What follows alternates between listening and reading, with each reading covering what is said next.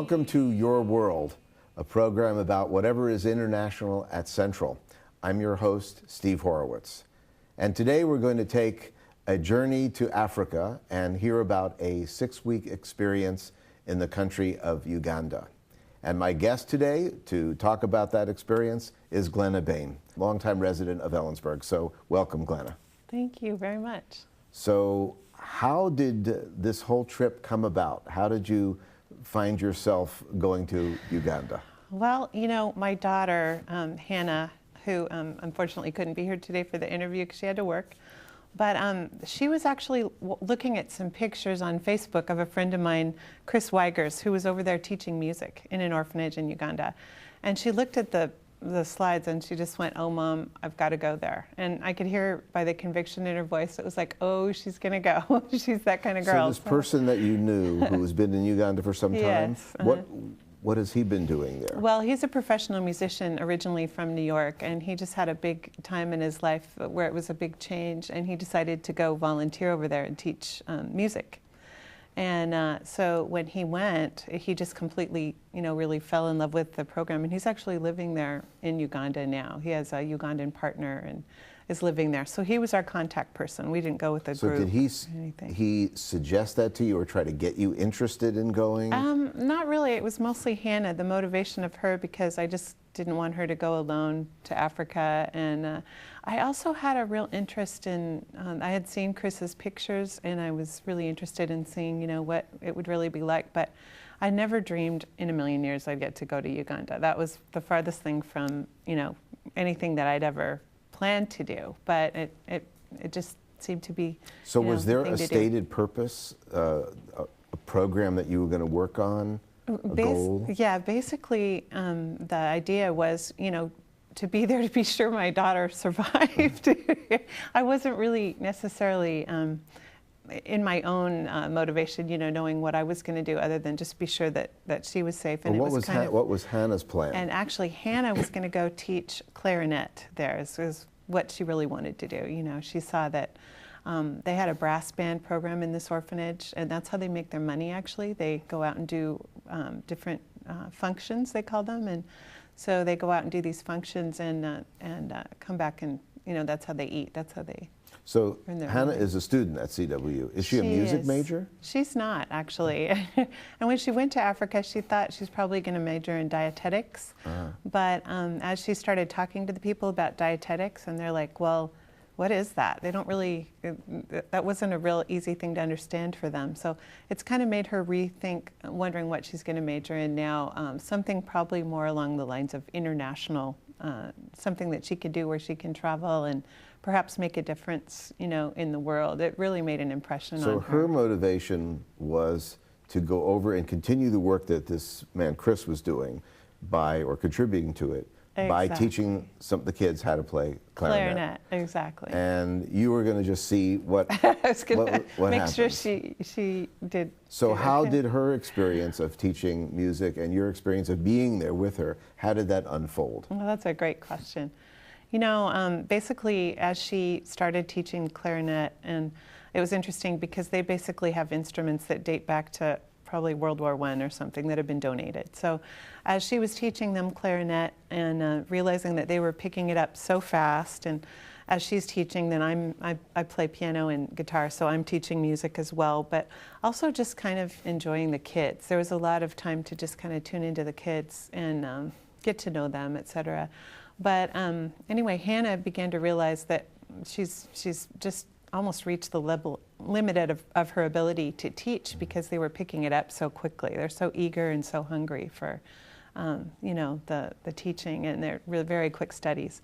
So Hannah ended up actually working with the girls. They formed an amazing girls club, and she ended up really teaching them a lot about reproductive rights and those kind of things. In the schools, they're teaching about abstinence, but they don't teach a lot about, all the other angles and that kind of thing. So she was doing a lot of actual just sex education with them. I imagine AIDS is a problem in Uganda as well as in a lot of other places in Africa. Right, which is one of the reasons there's so many orphans, right? So tell me a little bit about the kids that were there. Everyone spoke English? Well enough to communicate Yeah, with they you? educate, in the schools, they teach, and they teach in English. But, the thing about the kids that I think is most important is to go back to the director, Bosco, who started the orphanage. And he himself was orphaned at age 13. And he had 3 younger sisters. So he needed a place for them to go, where they could basically somewhat thrive. And that's how the orphanage was born. The other thing that went into that was Bosco said, it would be great to have an orphanage with the theme of music to the rescue, because he sees music as what saved his life, basically. He tells the story of, going and asking people, could you teach me to play music? He plays the trumpet now really well, but he tells the story of just how everyone said, no, go away, and that kind of thing. And so his dream was to be able to have kids like him be able to learn music. And that's what he founded the orphanage on. It's music to the rescue, And about how many kids live in the orphanage? There's 80 kids that live there, and there's 150 kids that depend on the services every day. A lot of street kids that come in and take music lessons and, are fed and everything. I think it's amazing that they can feed 150 kids for basically $25 a day. So is all the money generated by the performances, or they also get donations? Or? They're really working on, becoming sustainable with this the brass band and the different things they do, but they also definitely get donations. They've had a lot of people, what they do is they have people who come to Africa and they see the orphanage, they do, they show their program and everything, and then people just get very captivated by what they're doing there. It's a bright spot in the middle of a really desperate city. It's the city of Kampala, and there's over 1 million people there, and there's a huge amount of destitution. Many orphans that are just living on the streets. So. Or would you say that a lot of the orphans came there because their parents died of AIDS or war, or did you get a sense of what caused them to be orphans? Yeah, a lot of different reasons. Some of their parents dying of AIDS and the wars, the genocide, that type of thing. The other thing is that some of them actually do have parents, but they just can't afford to support them. So they're orphans in that sense. Mom might be around the corner, but just can't afford to support the child. And they say, well, they chased me away. And what they mean by that is, you have to go find your own way. We can't feed you. A lot of the people are just really desperate.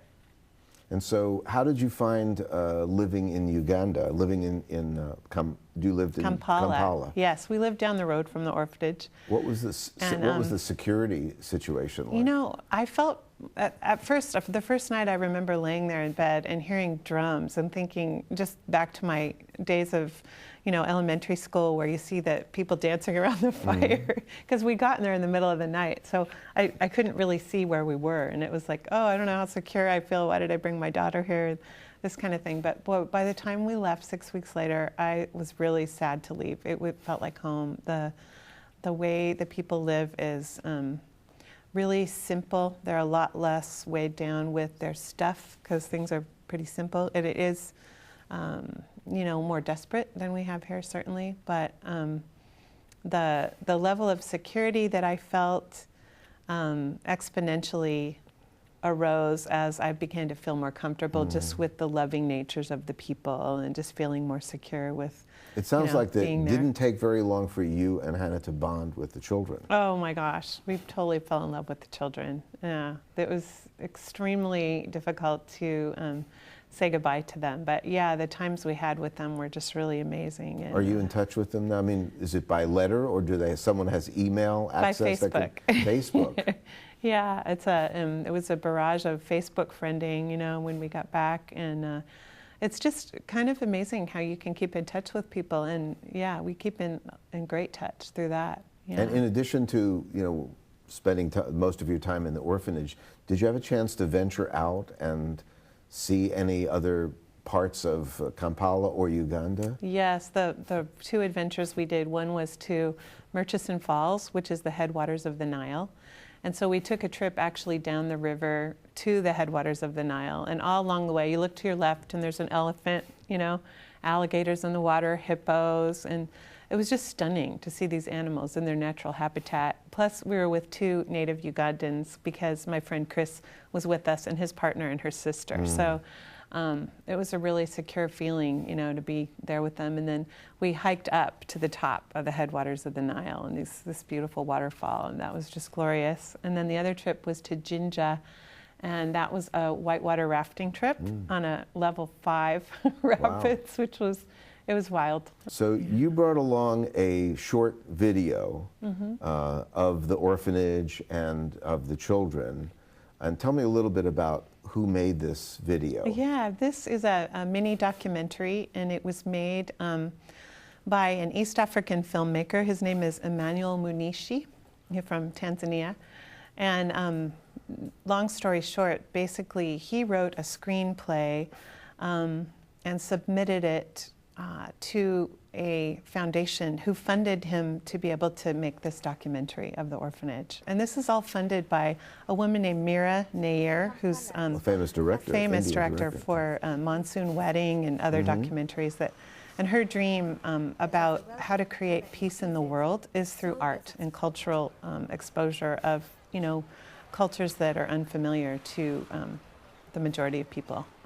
She's funded this, basically it's called the Maisha Foundation, and she brings these young East African screenwriters in, and they pick 4 of their screenplays to produce.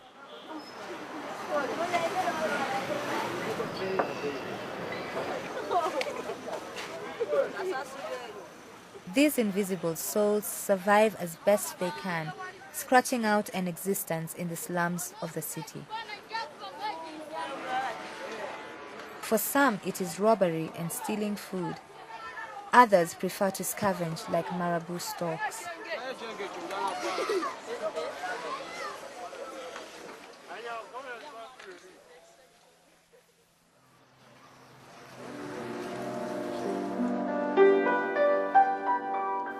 MLISADA's Children's Home, a refuge for boys and girls. A home for those who have no home, and a place where they can find the compassion and love they have been denied on the streets of Kampala.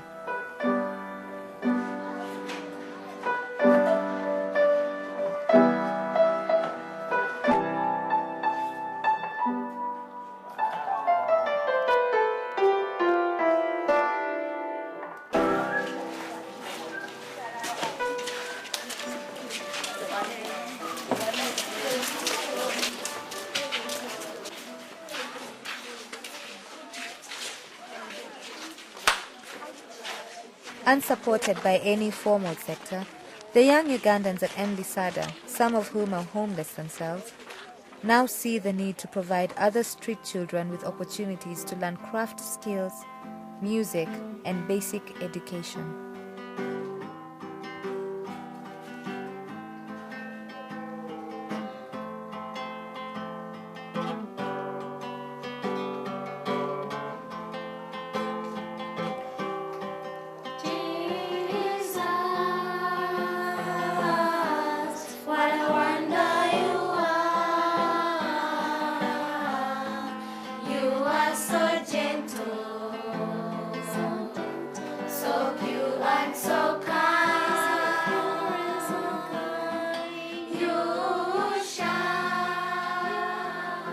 This is Lawrence Kayondo, who has lived in the streets for many years.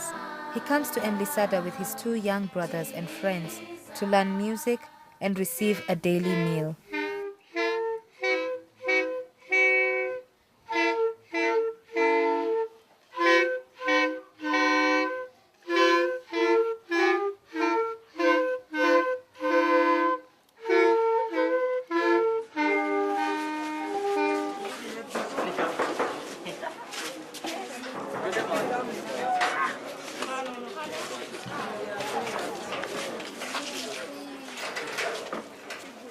Another is 9-year-old Herbert, who, for the theft of a single chapati, suffered justice of the streets, far away from the smart, uniformed police of Kampala.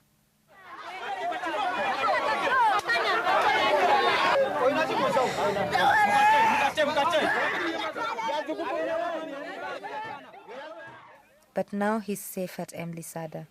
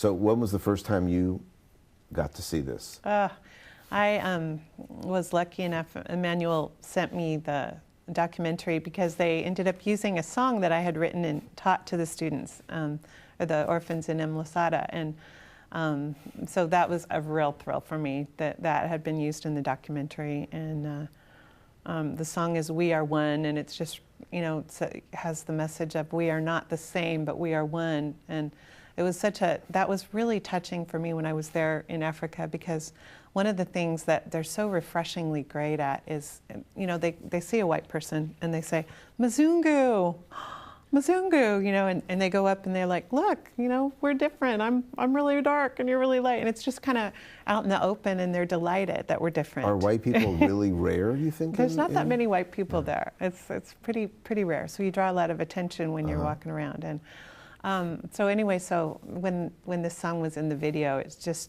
really brought a lot of great memories back about, we are not the same, but we are one. And the feeling that I loved so much when we were there is that they made that so clear. It's like, I know we don't look alike, but we really are still the same. We're still humans together. And so it was obviously your feelings are very strong for the Absolutely. for the children, for the orphanage, and for the experience that you had there. What would you like to do while you're here? I'm sure there are some thoughts you have about helping the orphanage. Yeah, what plans? One of the things that I've thought about is, I know that there's probably a lot of people that have dusty musical instruments just sitting around in the back of their closet. And I don't know about you, but I remember when I was little, if I left food on my plate, my mom would say, "Think of the starving children in Africa and eat that," or whatever. And I thought, if we could box this up, that would be better, because I really don't want to eat it, and I don't know how it's going to help them or that whole thing. So, but I was thinking about how they make their living from music, and we have excess in our culture, right? That things that are sitting around that probably we'd be happier if we could pass on to a good use. So people that have, like I figured out after we got back from Africa, I have this flute, that's collecting dust in the back of my closet, and I'd like to go back and actually deliver these instruments that people want to donate, and then also make the connections with the people. So you've got your, trumpet gathering dust. You write a note and you say, "Here's what I did with it." Are you looking for any kind of instruments? Yeah, pretty much not necessarily any kind. Brass. Brass band is especially great because that's how they earn their money, with the brass instruments. But any kind of instruments, I guess, not a piano. I couldn't carry that back to Africa, but just. So you're hoping to take whatever number. I would love to collect. What if it is really large? It'd be great, and then the airlines can donate the space, because wouldn't that help them feel like they were doing something? And and actually, if there was ever a problem of having too many, there are other orphanages now in Uganda that are taking up this idea and doing brass bands and supporting themselves that way too. So it's really a grassroots effort that is doesn't hurt anybody. It's easy and something that will sustain itself. So if people watch this show and have instruments that they would like to donate, what would be the best way to get them to you? They could contact me, they could contact you? Yeah, either way, they could contact me at my email address, glennabain@gmail.com. Or I love the idea of, if someone's going and this is going to go there. And the other thing is to be able to make the connections on Facebook or by email or that kind of thing with the people that donate the instrument, with the child that gets it and what they're doing. That would be a great connection. Yeah, the ongoing. And I assume that the orphanage also could use donations of money, funding, besides instruments for the kids to play. Absolutely. So how would they go about doing that? Well, that's another thing I can share with you, the email address of actually the website of the place where you can donate to this particular orphanage. And the money goes through a woman in New York who monitors to be sure that it's going, that's always my concern is, am I going to give money and it's going to get skimmed off? But with MLISADA, it's the woman in New York monitors to see that it goes exactly where it's supposed to go. So it goes through her website, the donations through PayPal.